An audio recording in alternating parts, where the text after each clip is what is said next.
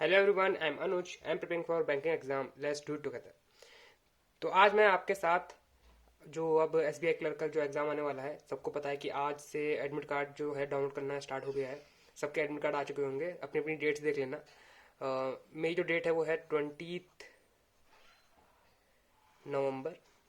ठीक है, इस तारीख को मेरा मेरा एग्जाम होगा। तो मान के चलो कि 20 दिन बचे हैं। ये मुझे लग रहा है कि 20 तारीख सबसे पहला वाला एग्जाम होगा। उसके बाद 25 को भी डेट है कुछ बच्चों की, मैं देखा था टेलीग्राम ग्रुप पे। ठीक है, तो ये मान के चलता हूँ मैं कि अब 20 दिन बचे हैं, पूरा पूरा है ना, प्रॉपर 20 दिन बचे हैं। तो 20 दिन में हमको क्या करना चाहिए, क्या टारगेट्स रखने चाहिए। और अब आईबीपीएस पीओ के बाद अब ये फर्स्ट एग्जाम आने वाला है जो अपकमिंग है ना, जिसकी डेट्स हमें पता है। तो हमको एकदम रेडी होना चाहिए। और काफी लोगों ने दिवाली अच्छे से मना ली होगी अब तक तो, है ना। और थोड़ा डल फेस चल रहा होगा कि हाँ, पीओ का एग्जाम थोड़ा सा अनएक्सपेक्टेड सा गया था जो लास्ट शिफ्ट वाले बच्चे थे। ठीक है, उसके बाद थोड़ा सा डिमोटिवेशन फील करके वो लोग पढ़ाई करना बंद कर दिए होंगे मेरे हिसाब से तो, है ना। क्योंकि मैंने भी एज यूजल 1-2 दिन पढ़ाई नहीं करी थी दिवाली के बाद। लेकिन अब सब लोग बिल्कुल एक्टिव हो जाओ। 20 दिन लगातार पढ़ना है। ठीक है, ये मान के चल लो, कोई भी दिन ब्रेक नहीं लेना है। ठीक है, और 24 घंटे कम नहीं होते। ठीक है, ब्रेक लेना हो तो भाई 24 घंटे, कोई एक घंटा बाहर घुमाओ, कोई बड़ी बात नहीं है। ठीक है, मतलब लाइटली से पढ़ते रहो, ऐसा नहीं कह रहा बिल्कुल अपने ऊपर इतना प्रेशर ले लो कि बस, समझ रहे हो ना। तो हम लोग एसबीआई क्लर्क 2022 का अब मैं डिस्कस करने वाला हूँ कि लास्ट 20 डेज की स्ट्रेटेजी क्या रखने वाला हूँ मैं, है ना। तो सबसे पहला टारगेट तो मैं ये रखूंगा कि 85 अबव मार्क्स आ जाए, है ना। मतलब एवरेज 85 मार्क्स में 85 मार्क्स आते रहे मेरे एवरेज। ठीक है, इंग्लिश में मैं 25 लेके चल रहा हूँ, मैथ में 30, रीजनिंग में 35। मैथ में थोड़ा प्लस कर सकता हूँ मैं। ठीक है, थोड़ा सा मतलब और प्रैक्टिस करूंगा तो मैथ में प्लस हो जाएगा। रीजनिंग में 35 ठीक है ना। और इंग्लिश में 25 को आप समझ सकते हो कि इंग्लिश का कुछ प्रिडिक्ट नहीं कर सकते, है ना। तो एरर मैं छोड़ दूंगा। बाकी मैं एस्टिमेट मान के चल रहा हूँ कि 22 से 25 मार्क्स तक अच्छे से ले आऊंगा इसमें। ठीक है, उसके बाद अब जो मेन चीज है कि इंग्लिश में क्या चीज इंपॉर्टेंट होती है, कितने कितने मार्क्स का आता है, वो सब मैंने यहाँ लिख रखा है। हर चीज मैंने डिटेल्स में लिख रखी है, वो हर चीज मैं आपको बताऊंगा यहाँ पे।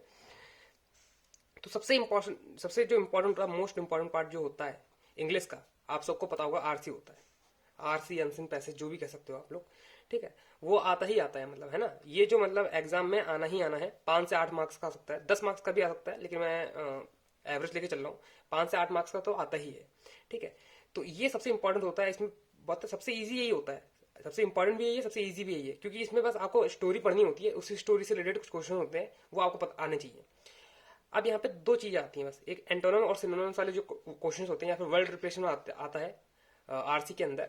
उसको कैसे सॉल्व करें, है ना। हर वर्ड का मीनिंग आपको नहीं पता होगा ऑब्वियसली, लेकिन कैसे सॉल्व करना है ये थोड़ा सा मतलब एक स्मार्ट वे आप समझ सकते हो कि जब आप आरसी सॉल्व करते हो तो उसकी जो स्टोरी लाइन होती है, स्टोरी लाइन पढ़ा करो अच्छे से कि स्टोरी की फीलिंग क्या कह रहा है, मतलब इमोशंस के साथ क्या मतलब बोल रहा है वो, है ना। जो स्टोरी टेलिंग होती है वो कैसे कही जा रही है ना। अगर हर चीज मोटिवेशन के टाइप में जा रहा है तो जो एंटोनिम्स और सिनोनिम्स होंगे वो भी उसी टाइप में ही आएंगे।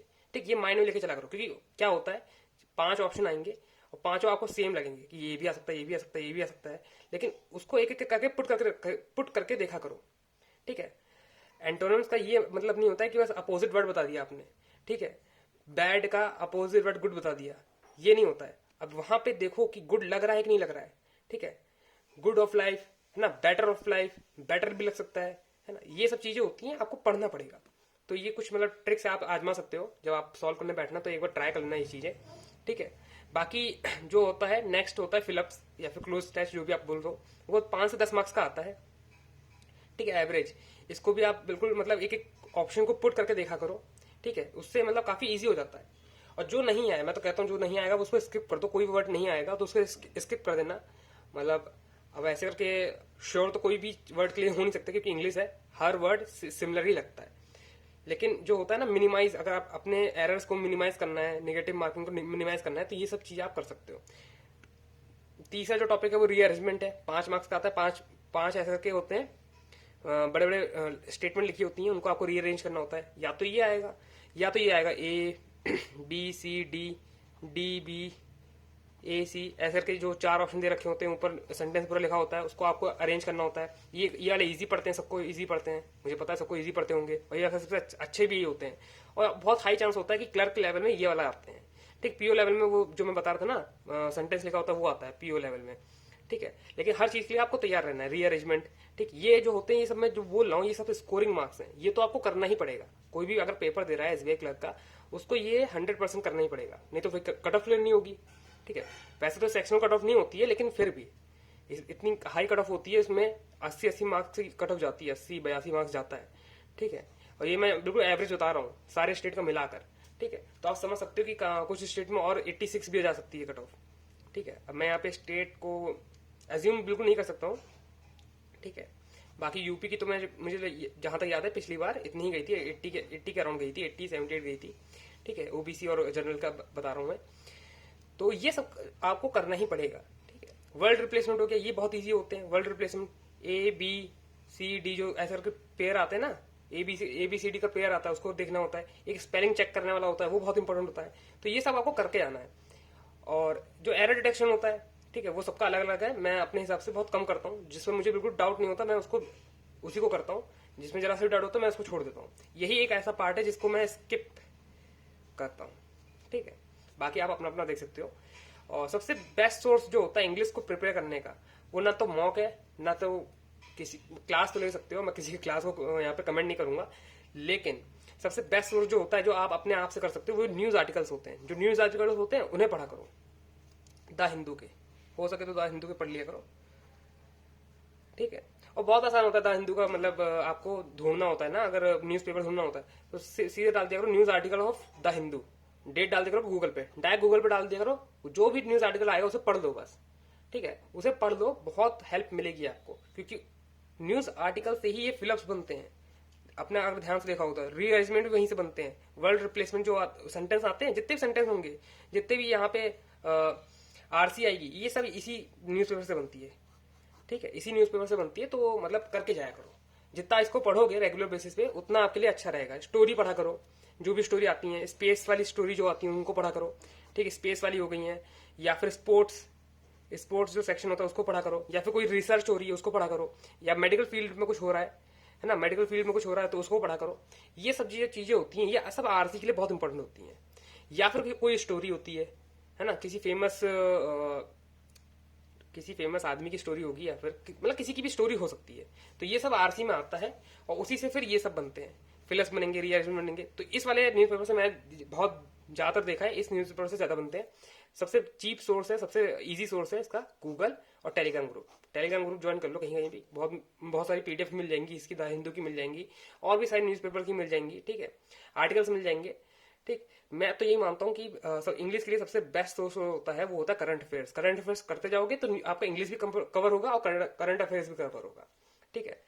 तो इतना था इंग्लिश के लिए जितना मुझे बोलना था। बाकी मैथ के लिए आ जाते हैं। तो मैथ के लिए सबसे इंपॉर्टेंट क्या होता है, जो क्लर्क का लेवल होता है। क्लर्क का लेवल क्या कहता है, सिंप्लीफिकेशन और अप्रॉक्स आपको अच्छे से आना चाहिए। सिंप्लीफिकेशन हो गया, अप्रॉक्स हो गया, क्वाड्रेटिक इक्वेशन हो गया। ये देखो, आप अगर इसका टोटल करोगे तो ये 15 से 20 मार्क्स का यहीं बैठ जाएगा आपका, मिसिंग नंबर सीरीज भी अगर इसमें जोड़ दोगे तो आप समझ सकते हो कि 35 में से इसका अप्रॉक्स 50% जो है वो इस पोर्शन से आ रहा है। सिंप्लीफिकेशन, क्वाड्रेटिक और मिसिंग नंबर सीरीज, ये सबका स्ट्रांग होता है। कोई ऐसा नहीं होगा जिसका मतलब ये थोड़ा सा वीक होगा, थोड़ा सा भी वीक होगा, ठीक है। बाकी वेरिएशन तो ऊपर नीचे चलते रहते हैं, है ना। किसी का रॉन्ग नंबर स्ट्रांग नहीं होगा, है ना, किसी को अप्रॉक्स में दिक्कत होती होगी, लेकिन अमूमन तौर से देखा जाए कंपेयर टू दिस टॉपिक्स ये सबके क्लियर होते हैं। इसमें मतलब कोई सुधार करने की जरूरत नहीं है। बाकी सबसे अच्छा सोर्स है इसका पीडीएफ सॉल्व करो, ठीक है। मॉक तो देते रहो। पीडीएफ में क्या होता है, 100 क्वेश्चन होते हैं, 100 क्वेश्चन होते हैं। टाइमर लगा लो, 20 मिनट में मैं 100 क्वेश्चन सॉल्व कर दूंगा। ये टाइमर लगा लो, दिन में लगा लो, ठीक है, और आराम से इसको सॉल्व करते रहो। कोई भी दिन का एक अपना आवर पकड़ लो, 20 मिनट पकड़ लो, 20 मिनट निकाल लो, सुबह या शाम, सोने से पहले या फिर सोने के जस्ट बाद, ठीक है। ये चीज आप मतलब बांध के चल लो कि हाँ 100 क्वेश्चन लगाने हैं। और ये पता है, ये आप अगर इसकी 10 पीडीएफ सॉल्व कर दोगे इन आने वाले 20 दिनों के अंदर, तो आप, मैं बता रहा हूँ, इसकी जितने लॉजिक होते हैं मिसिंग नंबर सीरीज के, रॉन्ग नंबर सीरीज के, जितने लॉजिक, क्या लॉजिक होते हैं सबके सब, मतलब एक ही लॉजिक होते हैं, बार बार रिपीट होते रहते हैं। क्या होगा, डिफरेंस होगा, है ना। सबसे बड़ा जो होता है वो डिफरेंस होता है। डिफरेंस होगा, क्या होगा, 4 होगा, 9 होगा, 16 होगा, है ना, 25 होगा। ये सब क्या चल रहा है, स्क्वायर चल रहे हैं, है ना। ये जितने मैं बता रहा हूँ ये सब मैं मॉक टेस्ट में भी बता चुका हूँ, सारे डिफरेंस बता चुका हूँ, सब कुछ करवा चुका हूँ। आप लोग मॉक टेस्ट देखा करो, तो उसमें मैंने ये सब चीजें बता रखी हैं कि मतलब जो ये होते हैं ना यूजुअल वाले होते हैं, सबसे ज्यादा मतलब फेमस वाले जो होते हैं ना डिफरेंस होते हैं, वो यही होते हैं। स्क्वायर होते हैं, क्यूब हो जाते हैं, क्यूब हो जाएंगे ऐसे करके, ठीक है। 16 फिर 125 ऐसे करके हो जाएंगे। मिसिंग नंबर और रॉन्ग नंबर दोनों में सब सेम ही होता है। रॉन्ग नंबर में थोड़ा फाइंड करना थोड़ा मुश्किल हो जाता है, टाइम टेकिंग होता है, लेकिन सब कुछ हो जाएगा, बहुत इजीली हो जाता है। फिर जो होता है सबसे पहले आप सिंप्लीफिकेशन कर रहे हो, अगर दिख गया तो, है ना, बाकी नेक्स्ट करने में टाइम लगता है ऑब्वियसली, लेकिन सिंप्लीफिकेशन दिख जाए तो उसको कर लो, मिसिंग नंबर सीरीज दिख जाए उसको कर लो, फिर क्वाड्रेटिक कर लो। लास्ट में फिर आता है डीआई। डीआई बहुत इंपॉर्टेंट होता है, मोस्ट इंपॉर्टेंट पार्ट यही होता है डीआई का, ठीक है। इसमें टेबलर डीआई आएगी आपकी, बार ग्राफ वाली डीआई आ सकती है, सर्कुलर डीआई आ सकती है, इसका टोटल दे रखा होगा 100% में दे देगा, या फिर 360 डिग्रीज में दे देगा। ये सब चीजें इनकी इतनी प्रैक्टिस कर लो कि कभी भी क्वेश्चन आए आप सॉल्व कर लो। क्लर्क लेवल है, ज्यादा हार्ड बिल्कुल नहीं आएगा, ठीक है। मैं ये बार बार बोल के चल रहा हूँ, कट ऑफ इसीलिए हाई जाती है क्योंकि ये बहुत ईजी आता है, ठीक है। तो डीआई मतलब स्पीड बढ़ा लो, कैलकुलेशन करने की स्पीड बढ़ा लो। तो डीआई जो है 10 मार्क्स की आती है ना। एक केसलेट आ सकता है, लेकिन वो होता नहीं कि पक्का नहीं होता है। केसलेट आ भी सकता है, नहीं आ सकता, लेकिन डीआई जरूर आएंगी, ठीक है। 2 डीआई जरूर आती है।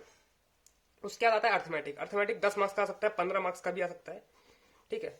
मतलब डिपेंड करेगा कि ये सब कितने मार्क्स के आएंगे। तो अर्थमेटिक होता है। अब अर्थमेटिक में आप क्या कर सकते हो, जो इजी टॉपिक्स होते हैं, जैसे पार्टनरशिप हो गया, पार्टनरशिप, रेशियो, ठीक है, और परसेंटेज, ठीक है, profit and loss, profit loss जो होता है, ठीक है, ये सब होते हैं, बहुत इजी टॉपिक्स होते हैं।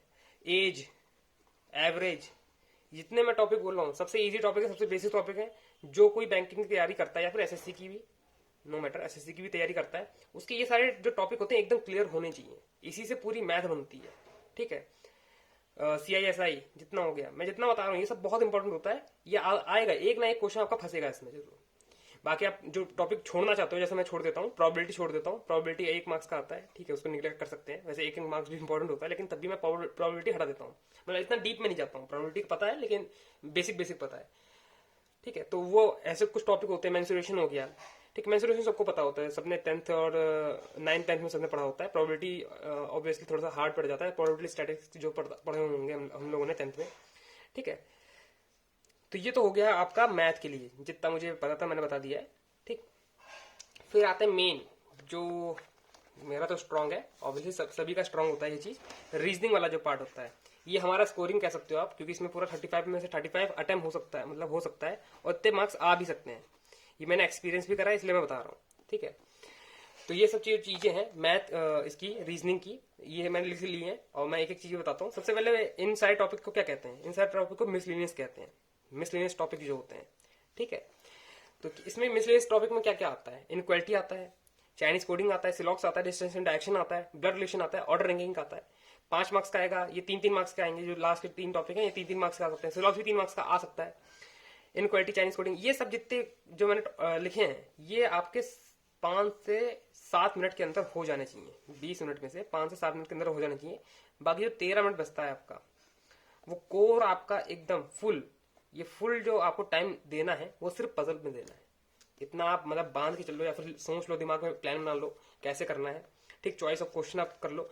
पजल को पहले बिल्कुल नहीं करना है, चाहे कितनी भी आसान पजल आ जाए आपके सामने। ऑब्वियसली अगर बन गई तो कॉन्फिडेंस बूस्ट अप देगी, लेकिन अगर नहीं बनती है तो बहुत डिमोटिवेट करेगी आपकी, और क्वेश्चन भी सॉल्व नहीं हो पाएंगे आपके, समझ रहे। तो रीजनिंग में आपको इनक्वालिटी, चाइनीज कोडिंग, इन सबको चेस करना है आपको, ठीक है। सिलॉक्स हो गया, इन सबको चेस करना है, ठीक है। डिस्टेंस एंड डायरेक्शन हो गया, ब्लड रिलेशन हो गया, ऑर्डर रैंकिंग हो गया। सबसे इजी होता है ऑर्डर रैंकिंग करना, ठीक है। ये सारे जो टॉपिक हैं बहुत इजी हैं, इनको मैं बताने की बिल्कुल जरूरत नहीं है, ये सब मिसलेनियस में आते हैं। इनकी भी पीडीएफ सॉल्व कर सकते हो। जितने मिसलेनियस टॉपिक होते हैं, चाहे रीजनिंग में ले लो चाहे मैथ में ले लो, इन सबकी पीडीएफ सॉल्व कर लिया करो बस, ठीक है। बल्क में क्वेश्चन ले लो, 20 मिनट का टाइम लगा लो, 20 मिनट मेरे हिसाब से काफी होते हैं। 20 मिनट में 100 क्वेश्चन कर देंगे फटाफट, बहुत आसानी से हो जाते हैं, ठीक है। फिर आते हैं अब जो सबसे हार्ड टॉपिक होता है, आप समझ सकते हो, बैंकिंग का भी हार्ड टॉपिक कह सकते हो उसको, ठीक है। जैसे मैथ में अर्थमेटिक होता है, डीआई होता है, वो भी हो जाती है क्योंकि मैथ बैकग्राउंड से बहुत लोग होते हैं। लेकिन जो रीजनिंग होता है वो सबके लिए थोड़ा न्यू होता है, वो हम लोगों ने 10th 12th में या फिर कभी पढ़ा नहीं होता है रीजनिंग वाला। तो पजल जो होती हैं वो सबकी थोड़ी सी कहीं ना कहीं फंस जाती हैं। ऑब्वियसली मेरी भी कभी ना कभी फंस चुकी हैं, इसलिए मुझे एक्सपीरियंस है। अब पजल में क्या होता है, पजल में दो चीजें हैं, एक तो इजी लेवल वाली पजल होती है, एक हार्ड लेवल वाली पजल होती है, ठीक है। तो इजी वाली में क्या मैं पुट करता हूँ कि जिसमें नंबर दे रखे होते हैं कि 8% बैठे हैं, सर्कुलर में बैठे हैं, स्क्वायर में बैठे हैं, पैरेलल रो में बैठे हैं, ये सब होते हैं इजी वाले, ठीक है। इस मतलब अगर प्रायोरिटी लिस्ट बनाना हो तो सबको सबसे पहले इन क्वेश्चनों को करो, और उसमें से सबसे सबसे जो इंपॉर्टेंट होता है वो मेरे लिए होता है फ्लोर, डेट, मंथ, डेज। इतनी पजल है, इन सबका जो फॉर्मेट है वो लीनियर वे में होता है। ठीक है, आपने नोटिस करा होगा इन सबका फॉर्मेट ऐसे करके आएगा। ठीक है, डेट और मंथ में अगर दो दो डेट्स आ गई तो उनका ऐसे करके लिख सकते हो, मैट्रिक्स बना सकते हो। ये सब मैं चीजें टाइप्स ऑफ पजल में डिस्कस कर रखा है कि कैसे आपको हर एक पजल को लगाना है। टाइप्स ऑफ पजल का लिंक डिस्क्रिप्शन बॉक्स में मिल जाएगा, उसमें देख लेना। हर एक पजल का एक बनाने का एक जो पैटर्न होता है वो मैंने डिस्कस करा है वहां पे। तो ये इजी लेवल पजल, इनको आप पहले अप्रोच करा करो। हार्ड वाली कौन सी होती है, जिसमें आता है अनसर्टेन नंबर ऑफ पीपल बैठे हैं, सर्कल में बैठे हैं, लीनियर रो में बैठे हैं। ठीक है, some are facing north, some are facing south, linear way में बैठे हैं। ये होती है थोड़ी डिफिकल्ट वाली होती है, हार्ड लेवल वाली होती है। Some are facing inside, some are facing outside, ये वाली जो पजल्स आती हैं इनको आप कह सकते हो कि हाँ ये थोड़ी सी मतलब आपको दिक्कत दे सकती है, तो इनको आपको बाद में करना है। ठीक है, प्रैक्टिस आप इन दोनों की सबकी प्रैक्टिस देखो, मॉक टेस्ट में जितना होता है उसकी प्रैक्टिस करा करो। ठीक है, अब मैं यही कहूंगा आपको कि आपके पास 20 दिन है। ठीक है, तो 20 मॉक्स तो आपको लगाने ही लगाने हैं।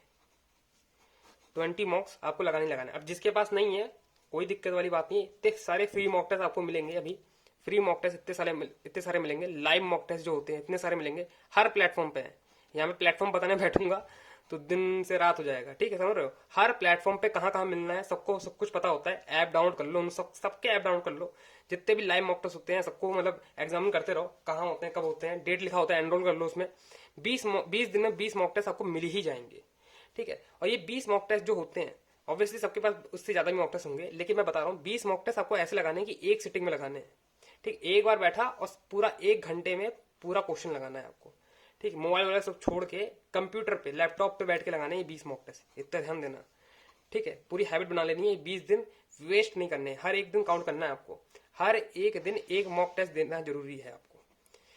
एक से ज्यादा 2 दे रहे हो, 3 दे रहे हो, 5 दे रहे हो, वो तो आप पे है, उसका मैं कुछ नहीं कर सकता। लेकिन एक मॉक टेस्ट उसको देना है, उसको एनालाइज करना है, देखना है कि कहाँ पे गड़बड़ हुई है, किस चीज में गड़बड़ हुई है। मोस्टली इंग्लिश में गलतियां होंगी। ठीक है, तो उसको सुधारने के लिए उनके सॉल्यूशन जरूर चेक करा करो कि भाई इन लोगों ने करा क्या है।